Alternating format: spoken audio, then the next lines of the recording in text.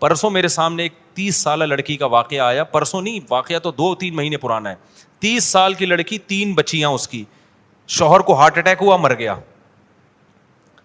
اب آپ بتاؤ یار, 30 سال کی لڑکی کی تو اپنی شادی کی عمر ہے, کس قدر ٹینشن ہے نا اس کو, کس قدر ٹینشن میں ہوگی. وہ اپنا نہیں سوچ رہی, وہ اپنی 3 بچیوں کا سوچ رہی ہے, ان کا کیا بنے گا. اب کیا ہو رہا ہے کہ لوگ بتا رہے ہیں کہ جی اس کے رشتہ دار اس کو زکوٰۃ دے رہے ہیں رمضان میں. میں نے کہا ان بےغیرتوں, معذرت کے ساتھ تھوڑا میں غصہ ہو رہا ہوں, میں ان بےغیرتوں کو بولو کہ اس کی شادی کا انتظام کرو, زکاتوں پہ نہیں ٹکڑوں پہ پالو. کب تک پلے گی زکاتوں کے ٹکڑوں پہ یار, کوئی انسانوں والا کام کرو تم. اس کے رشتہ دار کیوں نہیں کر لیتے اس سے دوسری شادی بھائی, اس کے دیور کیوں نہیں کر لیتے, اس کے چچے تائے کیوں نہیں کر لیتے, جو شوہر کے ہیں چچے تائے وغیرہ, یہ کزن ہے, وہ کیوں نہیں کر لیتے. یہ 3 بیٹیوں کو اجنبی پالے گا یہ اچھا ہے, یا اسی کے چچا تائے پالے وہ اچھا ہے.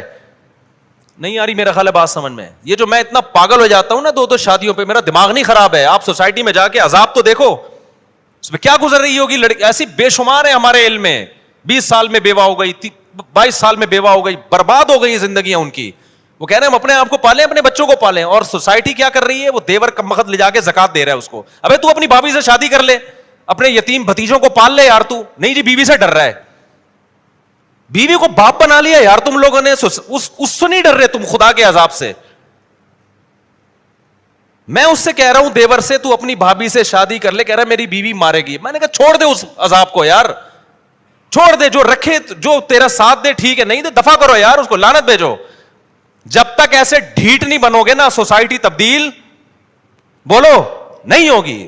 میں اگر آپ کے سامنے لسٹیں پیش کرنا شروع کر دوں نا ان لڑکیوں کی جو جوانی میں طلاق ہوئی ہے, بیوہ ہوئی, جو زناکار بنی ہے, وہ اپنی بچیوں کو بیچنے پر مجبور ہوئی ہیں, تو تم خون کے آنسو رو گے یہاں بیٹھ کے. ایک عورت کا خیال کیا جا رہا ہے میری وائف ناراض ہو جائے گی, سوسائٹی جائے بھاڑ میں, بھلے تباہ ہو جائے, زنا پہلے سوسائٹی میں. تو مجھے میں ایسے لوگوں کو جانتا ہوں. 90 کی بات ہے, 90. اب میں پوری ڈیٹیل نہیں بتاؤں گا, وہ سمجھ جائیں گے میرے بارے میں بات ہو رہی ہے. 90s کے شروع میں کیس میرے پاس آیا, 2 جوان لڑکوں کی شادی ہوئی. ایک کی عمر میرا خیال ہے 20 سال ہوگی, ایک کی عمر 21 سال.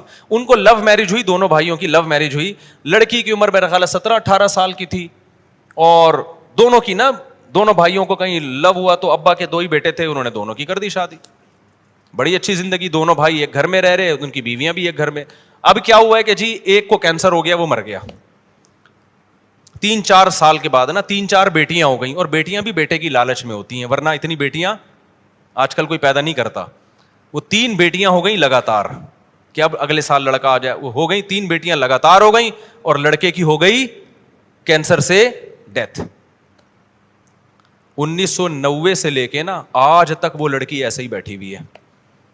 اس کی عمر کتنی تھی جب وہ بیوہ ہوئی ہے؟ 20 یا 21 سال. سمجھ رہے ہو, انتہائی خوبصورت لڑکی, 20-21 سال کی. 3 اب کیا ہو رہا ہے کہ وہ بیٹیاں پالے یا وہ اپنے آپ کو پالے. سوسائٹی کو اس پہ ترس. بولتے کیوں نہیں بھائی؟ نہیں یار, لوگ جا رہے ہیں تعزیت کے لیے, عیادت کے, تعزیت کے لیے. بیوہ ہو گئی, کچھ لفافہ دے کے آؤ. میں اس وقت, میں بچہ تھا اس وقت, میں کہہ رہا تھا ان بغیرتوں کو بولو اس دیور سے اس کی شادی کرا دیں جو اسی گھر میں رہتا ہے.